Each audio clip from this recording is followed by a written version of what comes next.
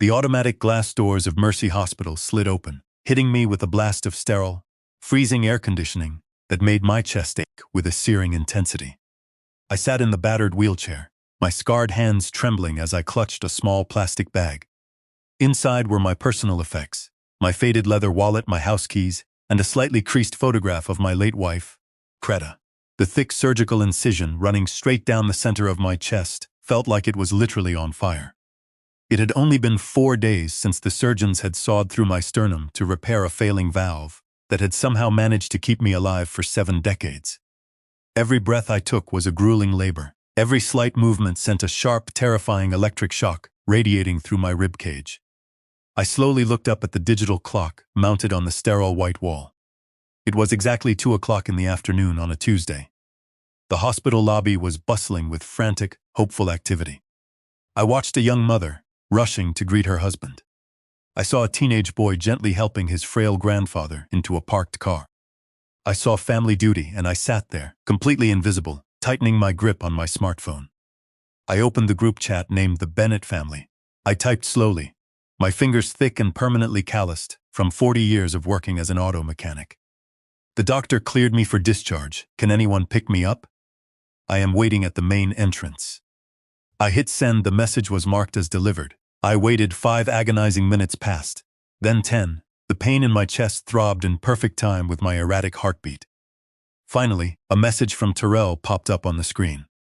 Dad, call an Uber. It is the 4th quarter, and the score is tied. I cannot leave right now. I stared at the glowing screen, my vision blurring. Tyrell was 32 years old. He was my only son. I had paid for his expensive college tuition by working brutal double shifts at the garage. I had paid off his massive credit card debt 3 separate times.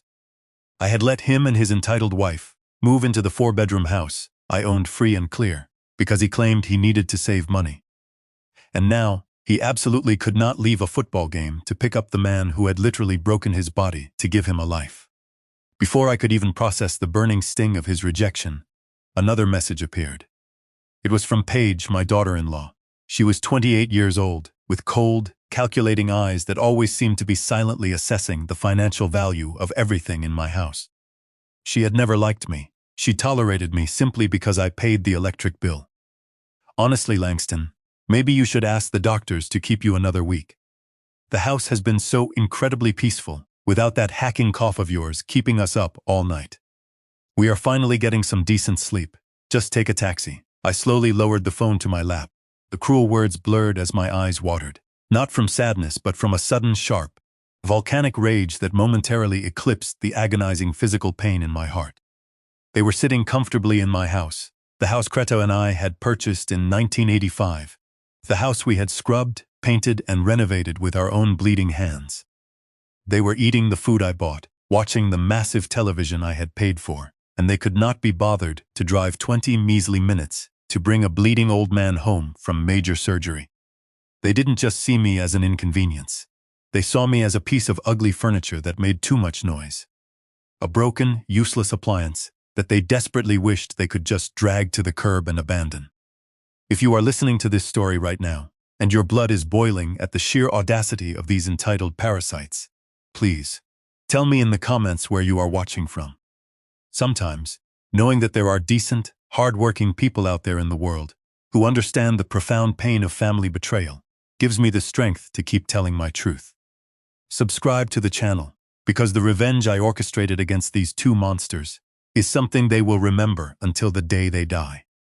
Mr. Bennett, I slowly looked up. A nurse in blue scrubs was standing over me. She saw the heavy, devastating realization settling deep in my eyes. She knew, experienced nurses always know when an elderly patient has absolutely nowhere to go. Is your ride delayed, sir? She asked gently, her voice thick with empathy.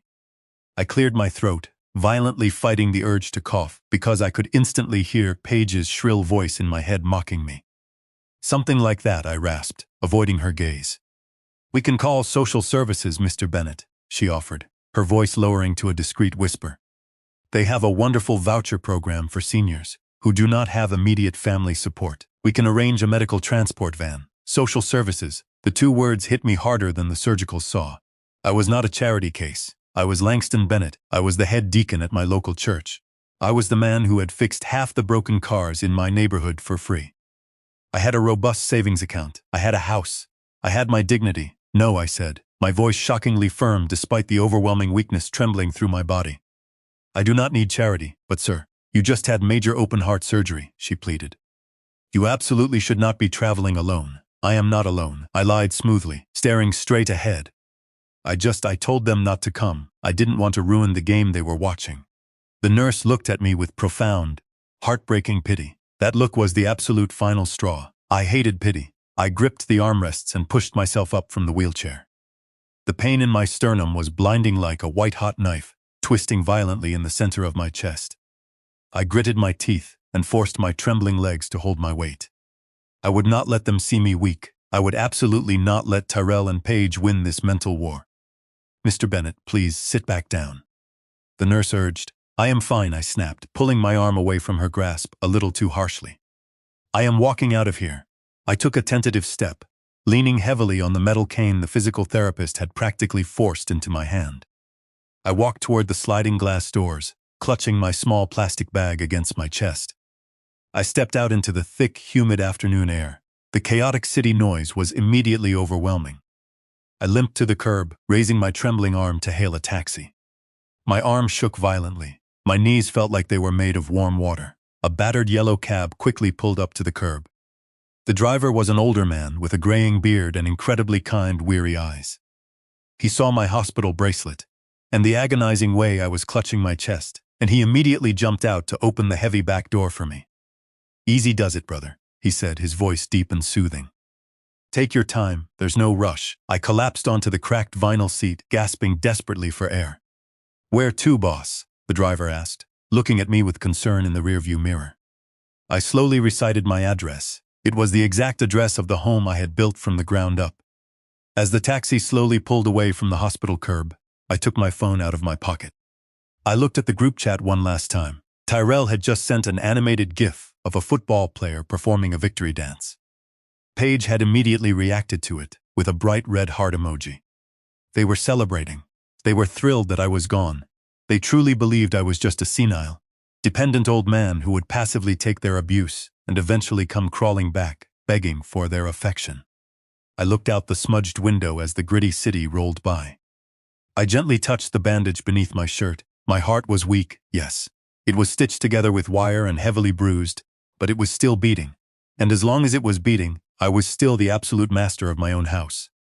I powered off the phone completely. Driver, I said, my voice suddenly gaining a cold, hard strength.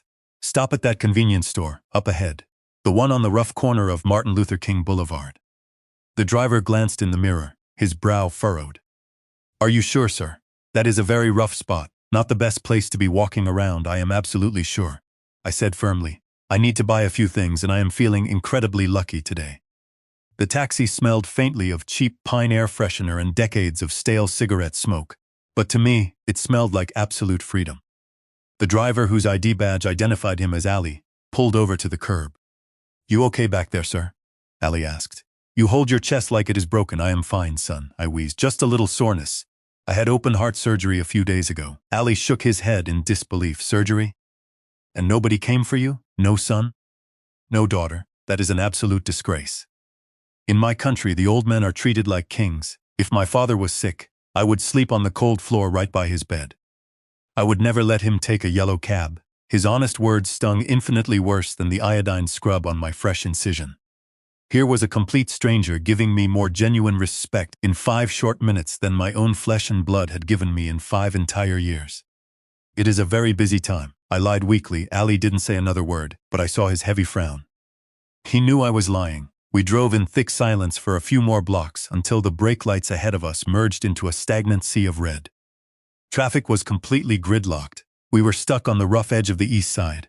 Young men stood idle on the corners, watching the stalled cars with hungry, desperate eyes. Looks like we are stuck, boss. Ali sighed. My throat felt like rough sandpaper. I looked to my right and saw a flickering neon sign, illuminating the twilight, a rundown convenience store. I need water, I said, unbuckling my seatbelt. I will be right back, sir. Please, you should not go out there. Ali warned immediately. This is not a safe place for a walk, especially not with a hospital bracelet hanging on your wrist. No, I insisted, pushing the heavy door open. I need to move, I need to feel my legs working. Just keep the meter running. I stepped out onto the cracked pavement. I walked at a torturous snail's pace. Clutching the metal cane, the rusted bell above the door jingled loudly as I walked inside. The lone clerk was a middle-aged Asian man standing securely behind a thick wall of bulletproof plexiglass. "Just water," I muttered, making my excruciatingly slow way to the humming coolers in the back. I grabbed a cold plastic bottle and a small packet of generic aspirin. As I walked back to the front counter, my eyes drifted over to the brightly lit lottery machine in the corner. The flashing digital sign declared the Powerball jackpot was up to a staggering $80 million. Greta used to play every single week. She used her birth date, our wedding anniversary, and the exact day we closed on our house.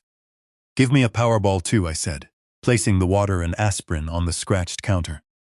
"Do you want to pick your own numbers, or let the machine randomly generate it?" the clerk asked. "I will pick them," I said firmly. 4, 12, 1985, and 7. 7 was Greta's lucky number. The machine whirred loudly and spat out a small, crisp slip of paper. Suddenly, the front door crashed open with explosive force. Two men burst into the store. They were wearing thick black ski masks and oversized baggy hoodies. The taller of the two had a black pistol tightly gripped in his hand. "Open the damn register!" the gunman screamed at the top of his lungs, wildly waving the weapon at the terrified clerk. "Open it right now, or I will blow your head off." The clerk instantly froze, throwing his hands high into the air.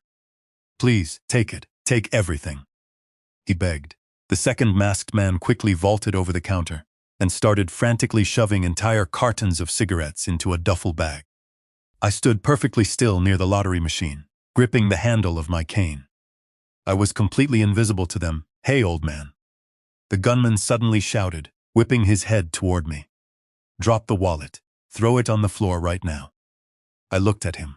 I looked at the cheap gun shaking erratically in his sweaty hand.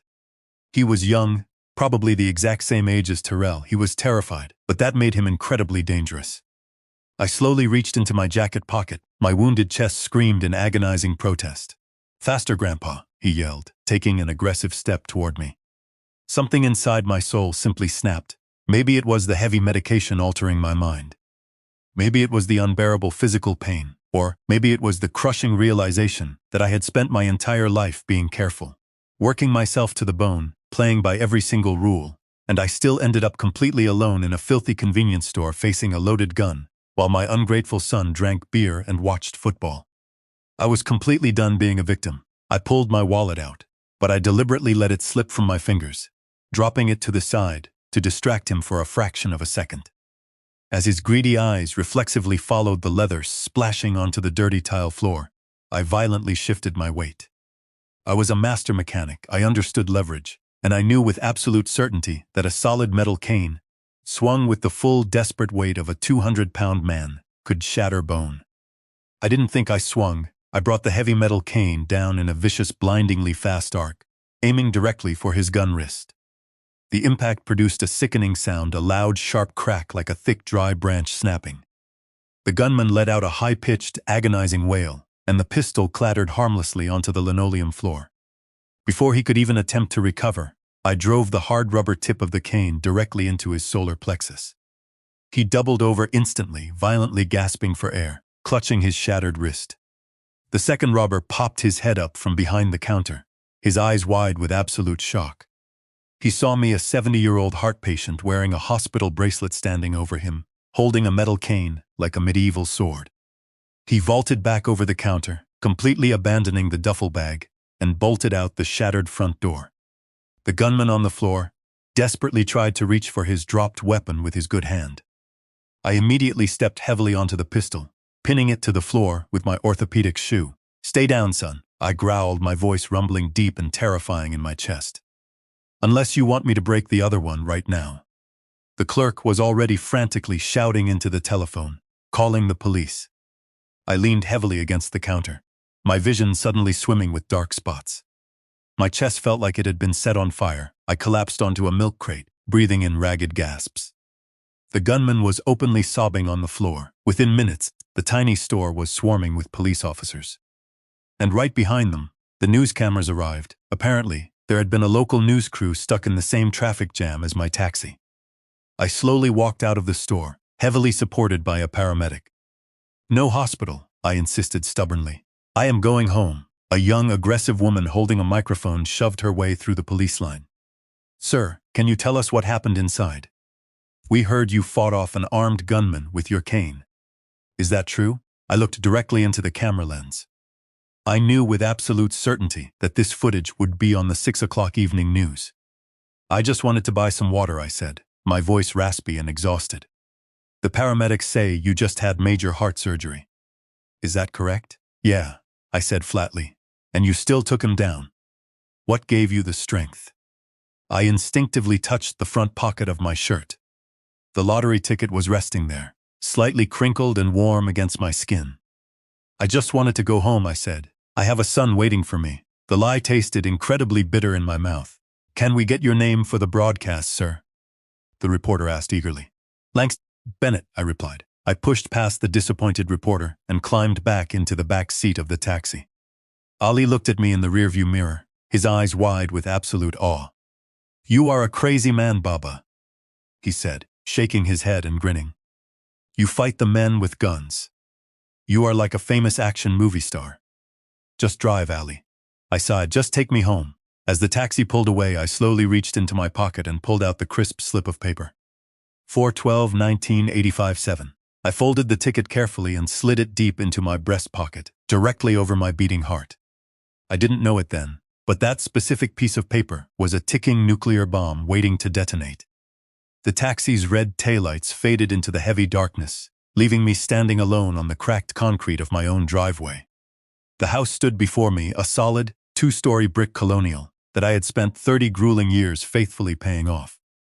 I limped slowly toward the front door, tightly clutching my pathetic plastic bag of hospital belongings.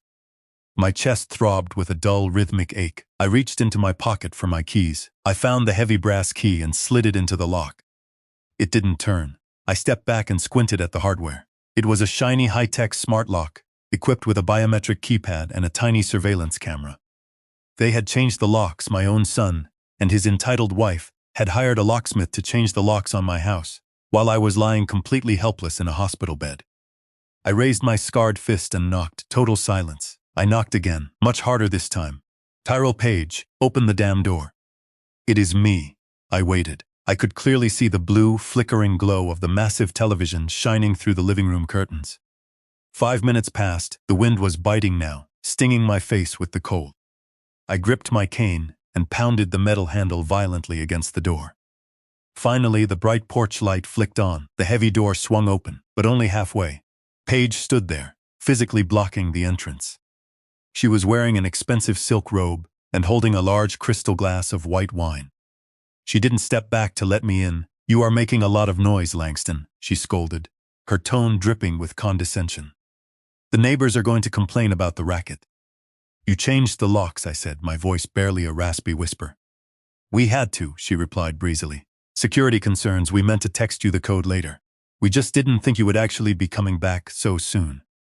"Coming back so soon? Let me in, Paige," I demanded. She stepped aside, rolling her eyes dramatically. "Fine, but please try to be quiet. Tyrell is watching the game, and he has had an incredibly long day." I stepped across the threshold, and the sensory assault was immediate and jarring. For 40 years, this house had smelled beautifully of lemon oil, rich pine wood, and the fragrant spices Creta used to cook with. Now the air was suffocatingly thick with a cloying, artificial scent-heavy vanilla and cheap musk. I slowly walked into the living room. My favorite recliner, the worn leather one that had molded perfectly to my aching back, was gone. Tyrell was sprawled out comfortably on the main sofa, his bare feet propped up disrespectfully on the wooden coffee table. He was wearing an authentic sports jersey. He absolutely did not look up when I entered the room. "Hey, Dad," he grunted casually, taking a massive bite out of a slice of greasy pizza. "You made it. Where is my leather chair?" I asked, my voice tight. Paige walked past me. "Oh, that old, disgusting thing. We put it out on the curb for bulk trash pickup yesterday. It completely ruined the modern aesthetic of the room." I looked at Tyrell. He finally dragged his eyes away from the television for a split second, but he absolutely could not meet my gaze. "Paige has a really good eye for interior design, Dad," he mumbled defensively. I am going up to my room, I said, turning my body toward the main staircase. I need to rest. Paige quickly stepped in front of the bottom stair to block my path. About that, she said. Since you were gone, we decided to repurpose the master bedroom. Repurpose? I whispered. It has the best natural light, Paige explained effortlessly. And since I am finally launching my yoga and wellness channel on YouTube, I desperately needed a professional studio. We moved the heavy bed out. We painted the walls a soothing sage green. You kicked me out of my own bedroom, I said, my voice rising in volume despite the agonizing pain in my chest. Where the hell am I supposed to sleep? Paige pointed a manicured finger toward the heavy door that led down to the finished basement.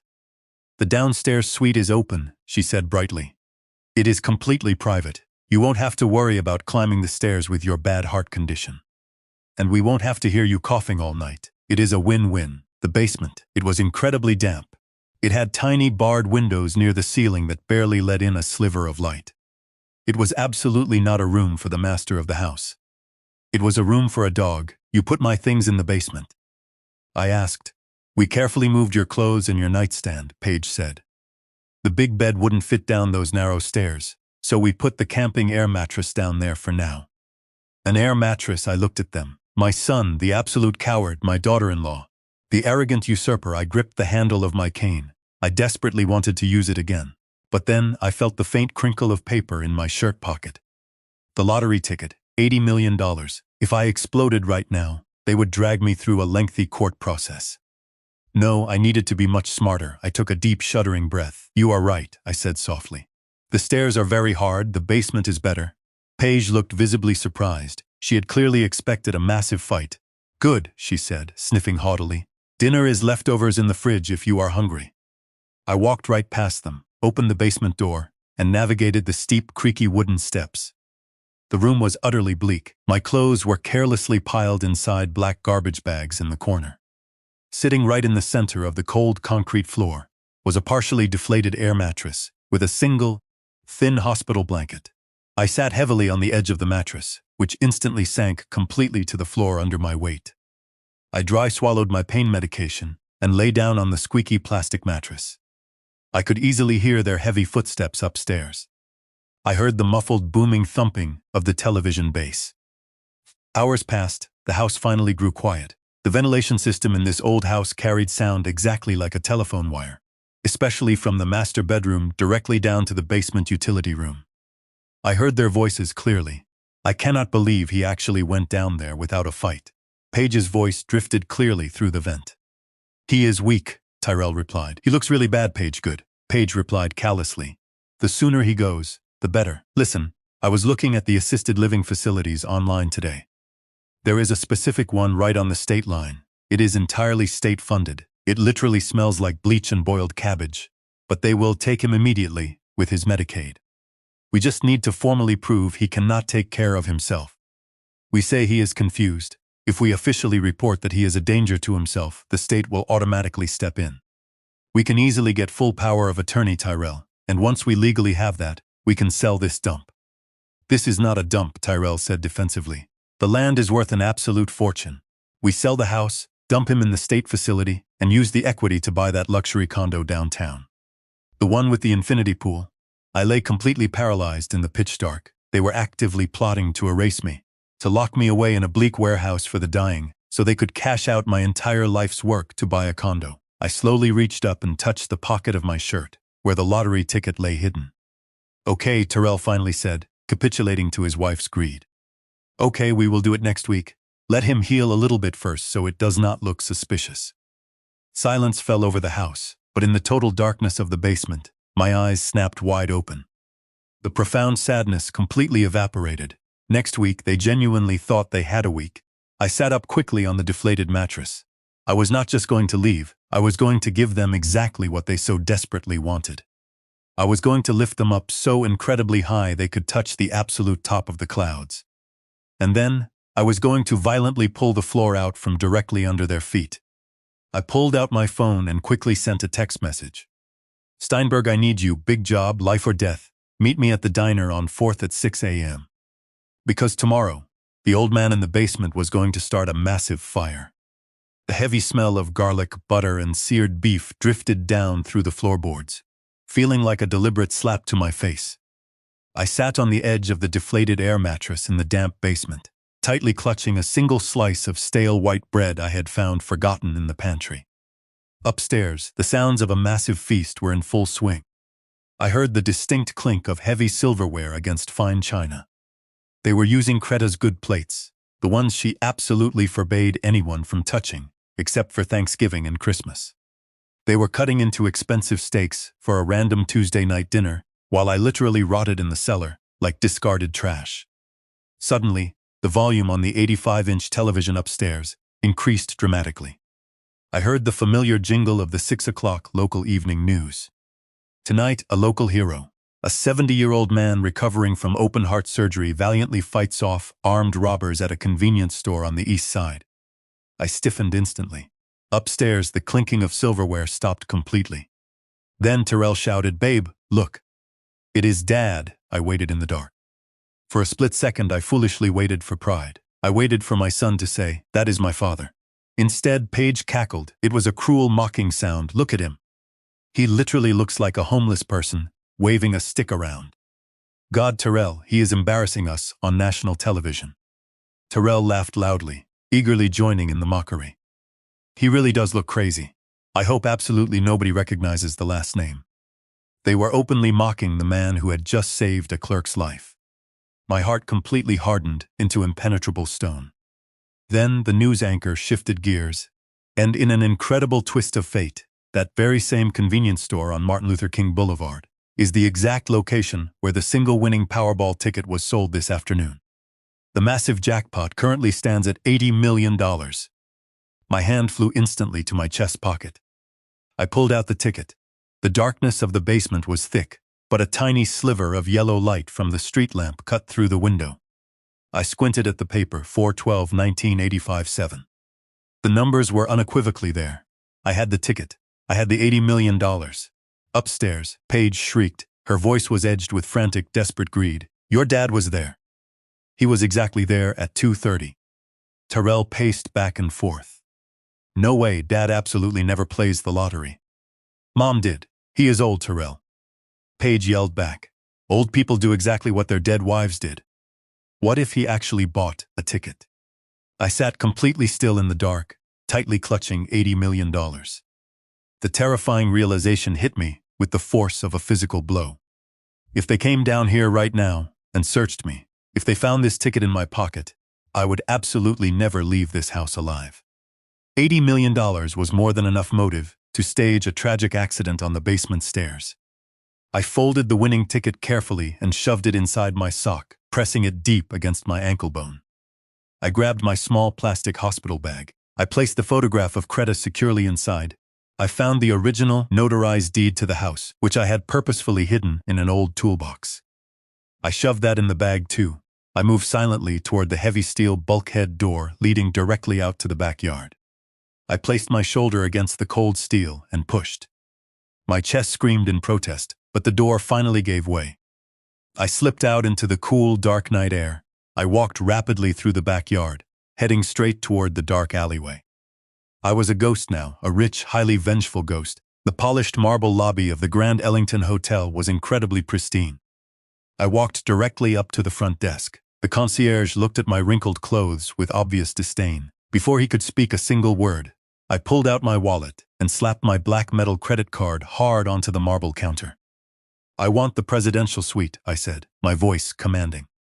"I want it for a week." 10 minutes later, I was standing in a room significantly bigger than the entire ground floor of my house.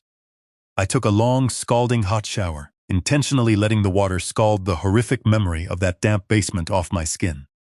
I ordered a massive ribeye steak from room service. I was absolutely not a prisoner in a cellar anymore.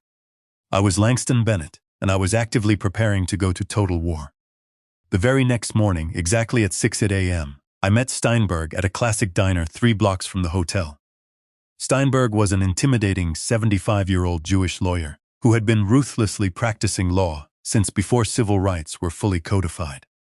He had helped me seamlessly navigate the deed to my house, and I had fixed the transmission on his vintage Cadillac more times than I could possibly count. He slid silently into the booth. "You look like absolute hell, Langston," he grunted. "I heard through the grapevine you just had major heart surgery, and now you are running around town, fighting armed robbers, and winning massive lotteries. Are you actively trying to kill yourself?" I reached down, pulled the carefully folded lottery ticket from my sock, and slid it across the sticky table. "Check the numbers, Steinberg. Tell me I am not dreaming." Steinberg peeked under the napkin. He adjusted his thick glasses and checked the winning numbers online. He went completely still. 80 million, he whispered in awe. "Mazel tov, my old friend. So, why do you look like you are reluctantly attending a funeral?" "Because my son desperately wants to kill me for it," I said bluntly. I told him absolutely everything. The cruel text messages at the hospital, the changed locks, the damp basement, the horrifying conversation I overheard about the state-funded nursing home. Steinberg listened silently, his wrinkled face hardening into a terrifying mask of cold, legal fury. "If you publicly cash this ticket today, Langston, you lose," he said. "What do you mean?" I asked. "You are an elderly man heavily recovering from major surgery. If you claim this money right now, Tyrell and his ruthless wife will immediately file an emergency petition for guardianship in court. They will claim the intense trauma made you permanently unstable. They will easily find a crooked doctor to legally testify that you cannot manage your own affairs.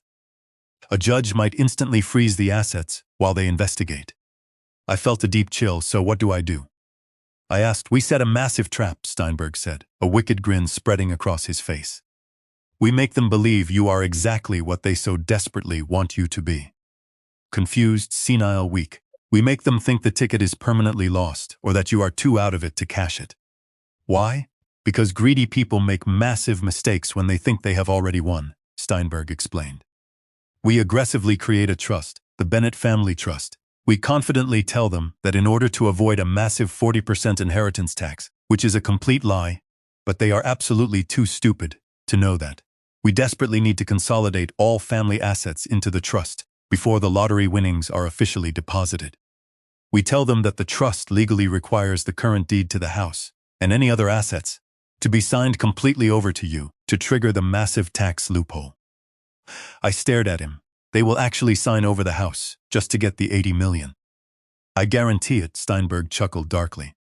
"Once they sign the quitclaim deed on the house and sign the waiver of beneficiary rights to the trust, they are legally entitled to absolutely nothing. The trust will be revocable only by you, and the exact moment the money clears the bank, we violently evict them." It was brutal. It was ruthless. It was absolute perfection. "Draw it up," I said firmly. "One more thing," Steinberg warned. "You have to flawlessly sell the performance. Langston, you have to go back to that house and be the doddering old fool they want you to be." "Can you do that?" "I can do it," I said. "Good. Go to your bank right now. Put the real ticket securely in a safety deposit box. Make a photocopy, a really bad one. Use that as your bait." I left the diner and went straight to the First National Bank downtown. I placed the winning ticket safely inside a safety deposit box. Then, I went to the business center in my luxury hotel. I made a crude photocopy of the ticket. I aggressively crumpled it up, deliberately rubbed a little coffee stain on the bottom corner, and smoothed it out. It looked old. I checked out of the hotel. I took a deep breath. I was going back to the hostel house on Martin Luther King Boulevard. I was going back to the basement, but this time, I absolutely wasn't the victim. I walked out to the taxi stand. "It is showtime," I whispered to myself. The taxi rolled slowly up to the curb of the house. I saw the front door violently fly open. Tyrell sprinted down the driveway. He was wearing a fresh polo shirt, looking exactly like the perfect picture of a dutiful son. Paige was right behind him, standing eagerly on the porch with a bright smile. I sat quietly in the back seat and let my shoulders slump forward instantly. I relaxed my jaw until my mouth hung slightly open. I let my scarred hands tremble uncontrollably. "Dad!" Tyrell shouted, his voice cracking with a performance of profound relief. "Oh, thank God, we were so incredibly worried." I blinked at him incredibly slowly. "Tyrell," I rasped, my voice weak. I got lost, the city is big." Tyrell eagerly unbuckled my seatbelt. He practically lifted my entire body out of the car. I intentionally put all my dead weight on him. Paige came running rapidly down the front steps. She was nervously wringing her hands together, her calculating eyes scanning me aggressively, desperately looking for the ticket. "Langston," she cooed sweetly, "you poor thing." Come inside right now, we made a huge breakfast. They guided me gently into the house. The smell of thick, hickory-smoked bacon and fresh eggs hit me immediately. They sat me down like a king at the head of the dining table. Eat, Dad, Terrell urged softly. I ate agonizingly slowly, chewing every single bite with dramatic slowness. While they watched me eat, I could physically feel the heavy tension radiating off them in waves. Finally, Paige absolutely could not take the suspense anymore. So Langston, she started, her voice unnaturally high. We saw the news last night. The news report said the winning Powerball ticket was officially sold at that exact store at the exact time you were there. The room went deadly silent. Ticket? I repeated, testing the word slowly. Yes, Dad, Terrell said, getting up onto his knees. The lottery. Did you buy a ticket? I scrunched up my face. Greta, I whispered softly. Yes, I missed her so much, I wanted to play her numbers. Paige let out a loud gasp. So you did play. You bought a ticket? I nodded slowly. Where is it, Langston? Paige asked, her eyes going wide and completely manic. I patted my chest pocket awkwardly. It was here, I said, my voice rising in a fake panic. It was a little piece of white paper. Did you put it securely in your wallet? Tyrell asked, furiously rifling through my jacket. No, I said, my head hurts. The doctor said the heavy anesthesia causes memory loss. I was so confused. What did you do with the paper, Dad? Tyrell asked. I think I threw it away, I said softly. The color drained from Paige's face. You threw it away, she whispered, utterly horrified. I crumpled it up, I said. I thought it was a useless receipt. I threw it in the trash can outside the hotel. Or maybe in the taxi, I do not remember. Tyrell made a horrific sound exactly like a deeply wounded animal. He buried his head in his hands. Paige stood up so violently fast her chair tipped entirely over backward. Which hotel? She demanded fiercely. Which taxi? I do not, wailed loudly. Why are you yelling at me? I am not yelling, Paige hissed aggressively. Think, Langston, did you put it in your pocket? Maybe the other pocket. I dutifully checked my pockets again. Finally, I pulled out the crumpled photocopy I had meticulously made at the hotel. Oh, here is a paper, I said, holding it up to the light. But this is just trash. I moved to casually toss it onto the table, but Terrell lunged for it. He snatched it violently out of my hand. He smoothed it out frantically on the white tablecloth. Paige hovered aggressively over his shoulder. 4/12/1985-7. Oh my God, Paige breathed reverently. This is it. This is the ticket. It looks really weird. Tyrell said suspiciously. It looks like a copy. I spilled hot coffee on it, I said innocently. Did I win $10? $10. Paige laughed. You won $80 million, Langston. 80 million? I intentionally dropped my fork. We can fix the leaky roof. We can buy 1,000 roofs. Terrell shouted gleefully, eagerly kissing my forehead. Wait, Paige said suddenly, aggressively snatching the photocopy. This is barely legible, and it is terribly crumpled. If the barcode is severely damaged, they might not accept it. Where is the original, Langston? Is this the only one? I closed my eyes and swayed heavily in the chair, pretending to faint. I feel incredibly dizzy, I moaned weakly. Terrell looked nervously at Paige. Let him rest. Babe, we absolutely have the numbers. Even if this is just a copy, he must have the original somewhere in the house. Okay, Paige said tightly. Dad, you just rest, Tyrell. Help him to the living room, not the basement. I let Tyrell gently help me to the main sofa. I sat down heavily and groaned. My feet, I complained loudly. They are swelling up again. The doctor strongly said I need circulation. Rub them. Terrell hesitated, but Paige nodded sharply, silently mouthing the words 80 million. Tyrell sighed heavily. He sat on the wooden coffee table, took my foot, and started to rub. Harder, I commanded instantly. My entitled son, who thought he was far too good to work a regular job, began to massage my feet with intense desperation. Paige, I called out loudly. I am hungry again, but absolutely not for eggs. I want soup. Greta's soup, the Southern-style chicken stew. It takes about 4 hours to make correctly. Paige froze completely. She utterly hated cooking. Langston, that literally takes all day, she said through gritted teeth. It comforts me, I said. When I feel safe, I remember things a lot better. Maybe I will remember exactly where I put the other papers. The bait was instantly taken. I will start it right now, she said. I sat there comfortably on the soft sofa, getting a vigorous foot massage from my son, while my entitled daughter-in-law painstakingly chopped onions in the kitchen. I wiped my mouth delicately with a fine linen napkin and let out a long, exaggerated, weary sigh. My gaze drifted intentionally toward the massive wall of bookshelves in the den. It was Kreta's treasured library, you know, I said, my voice trembling just enough. I think I might have put that important paper in a book. Paige dropped the dish towel. Terrell froze mid-massage. A book? Terrell asked, which book, Dad? I do not know, son. I vaguely remember opening a book, maybe a blue one or a red one. Paige marched aggressively into the den, her eyes scanning the top shelves. Well, she said, snapping her fingers aggressively at Tyrell. Do not just sit there, rubbing his feet like an idiot. Start looking. I watched comfortably as my son and his entitled wife violently descended upon my dead wife's legacy, exactly like a swarm of ravenous locusts. They pulled the heavy books out one by one. Utter desperation aggressively took over.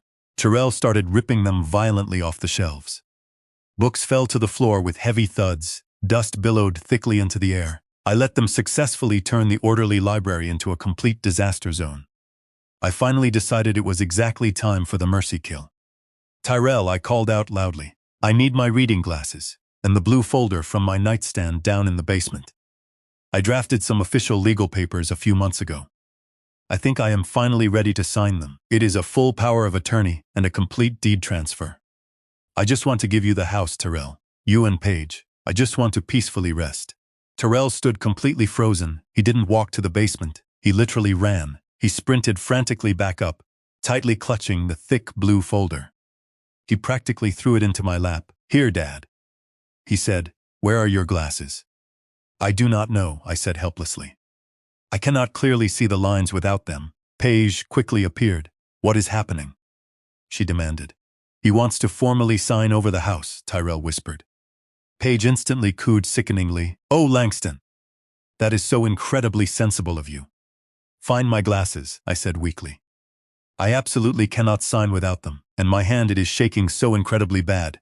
I intentionally held up my right hand and let it tremor violently. They enthusiastically went back to work, tearing through the house. I watched them comfortably for another 20 minutes. Wait, I said suddenly. They both instantly froze. What is it, Dad? Terrell asked. I remember, I said incredibly slowly. The ticket, the Bible, I whispered softly. Kreta's heavy Bible, the massive leather one. I put the ticket securely in there to bless it. Tyrell lunged violently for the wooden ladder in the den. He grabbed the heavy leather book. Paige aggressively snatched it right from his hands. She frantically flipped the cover open, and exactly there it was. Deliberately pressed between the thin pages of Proverbs lay the crumpled slip of paper. Paige let out an ear-piercing scream. There it is. She yelled hysterically. We found it. Tyrell shouted, actual tears streaming down his greedy face. They were literally jumping violently up and down, right in the middle of the ruined library. They truly thought they had won. I smiled a very weak, incredibly confused smile. Did we win? I asked. Yes, Dad, Terrell said $80 million. And the house? I asked, pointing weakly to the thick blue folder. We will easily handle that too, Terrell promised. We will call the lawyer right now. The heavy doorbell rang at exactly 4 p.m. Tyrell froze. Paige looked rapidly at the door with panicked eyes. I absolutely knew exactly who was at the door. Tyrell slowly opened the door. Steinberg stood there, looking exactly like the Grim Reaper. He walked confidently past Tyrell, directly into the living room. Mr. Bennett, Steinberg said smoothly. I came exactly as soon as I received your urgent message. Tyrell and Paige realized that the confused old man had actually been lucid enough to call a powerful lawyer. My dad won $80 million, Tyrell said loudly. Steinberg absolutely did not look impressed. He set his heavy briefcase down. You have a massive problem, he stated completely flatly. A very incredibly big problem. You have a massive tax liability that will absolutely ruin you. If Langston publicly cashes this ticket as an individual and then aggressively tries to share it with you, or if, God forbid, he suddenly dies next week, you will absolutely lose nearly 60% of that money directly to the government. 60%? Paige violently gasped. There is exactly one way to avoid it, Steinberg finally said. We quickly create a blind family trust, the Bennett Family Trust. We structure it legally so that the massive ticket is officially claimed by the trust, absolutely not by Langston personally. To perfectly establish the trust, it urgently needs assets. This exact house, and absolutely any vehicles, everything must be aggressively consolidated into the trust immediately. Today, before the ticket is officially cashed, so we officially put the house in the trust, Paige said slowly. And who completely controls the trust? The grantor exclusively controls the trust, Steinberg said, gesturing directly to me. Langston, but to make this completely legal, you two absolutely need to sign quitclaim deeds right now. You absolutely need to formally renounce any current, existing claim to this property, or Langston's assets. Steinberg was directly telling them that to get the $80 million, they absolutely had to give up the house entirely. I do not know, Terrell said hesitantly. We just moved into the master bedroom, Dad.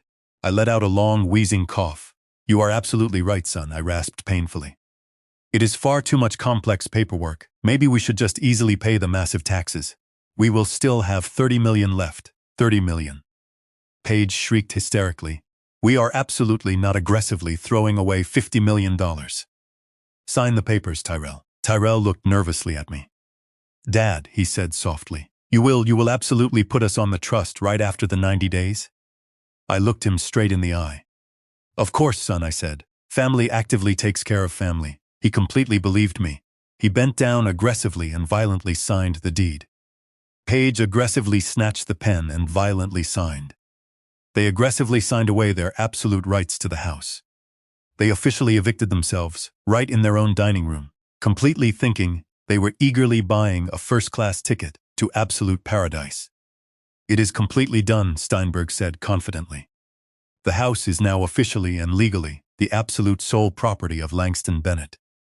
Paige let out a massive squeal of absolute delight. When exactly do we officially cash the ticket? She asked eagerly. Tomorrow morning, Steinberg said smoothly. I will aggressively pick Langston up at exactly 9:00 a.m. I looked quickly at Steinberg. He aggressively gave me a barely perceptible nod. The massive trap was perfectly sprung. I am incredibly tired, I said slowly. I think I will go downstairs. No, Dad. Tyrell said magnanimously. You proudly take the master bedroom. No, I said flatly. I actively like the basement. I walked aggressively to the basement door. I absolutely did not look back. Upstairs, I could easily hear them celebrating aggressively. The tense waiting period was chaotic. Instead of patiently waiting, Tyrell and Paige actively decided to aggressively destroy their entire financial future. Paige completely disappeared, incredibly early in the morning. She aggressively returned 4 hours later, behind the wheel of a brand new Porsche Cayenne. I actively put $50,000 down on the high-interest platinum card and financed the rest, she announced excitedly.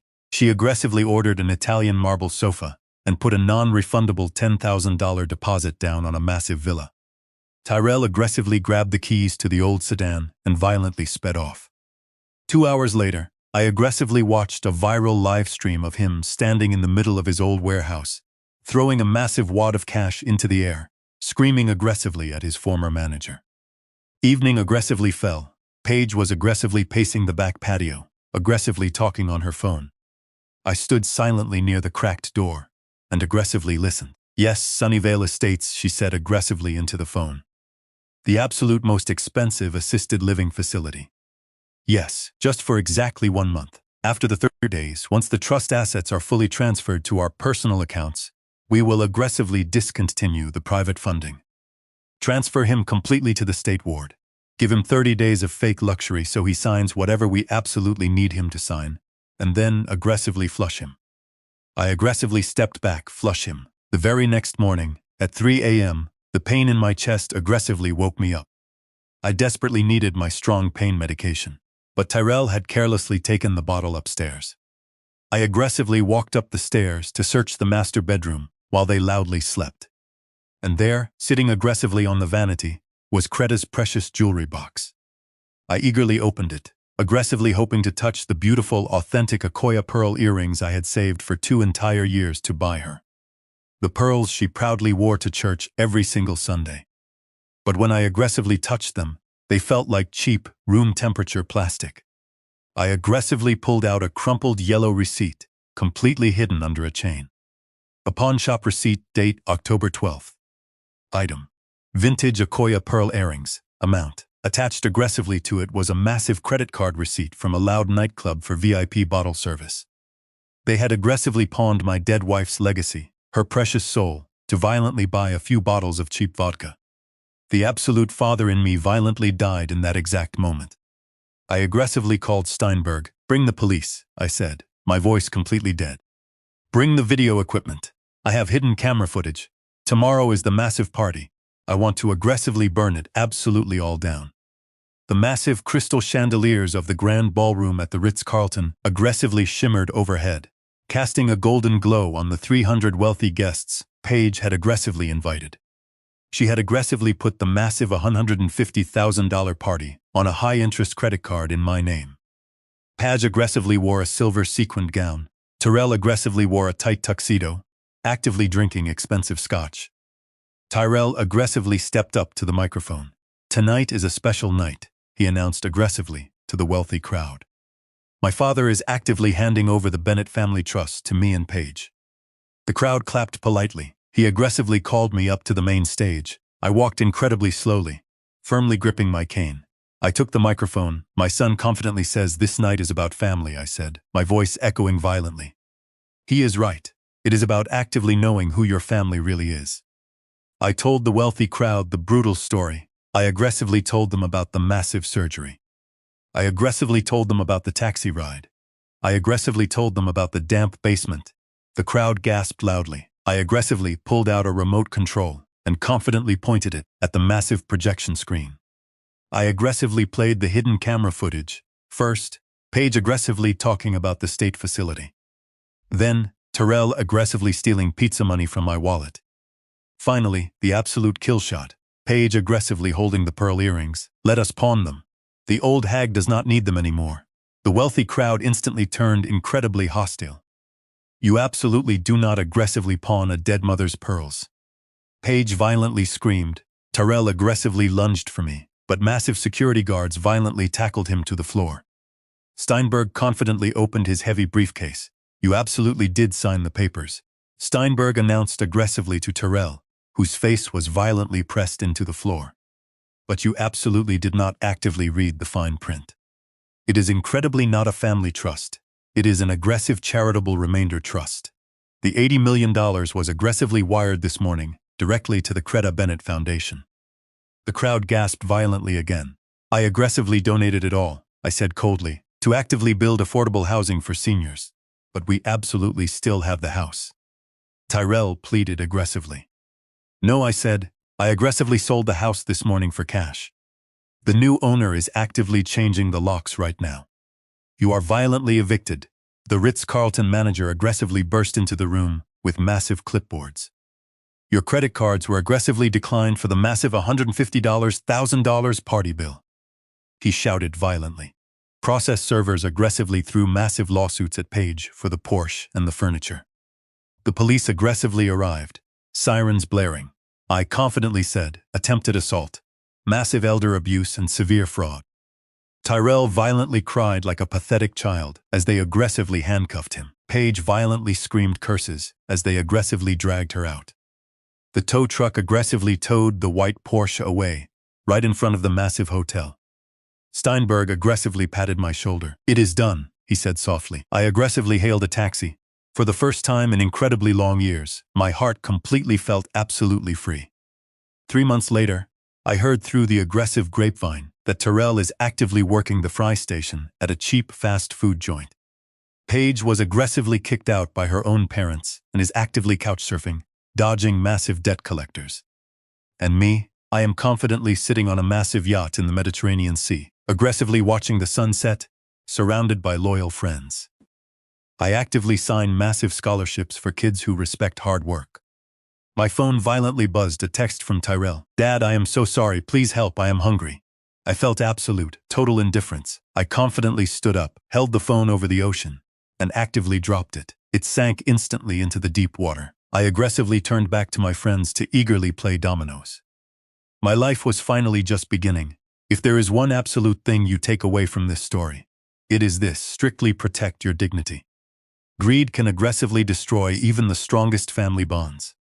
Never let anyone aggressively walk all over you, especially your own flesh and blood. Please, aggressively share your thoughts in the massive comments below. Have you ever violently cut off a highly toxic family member? Actively like this video.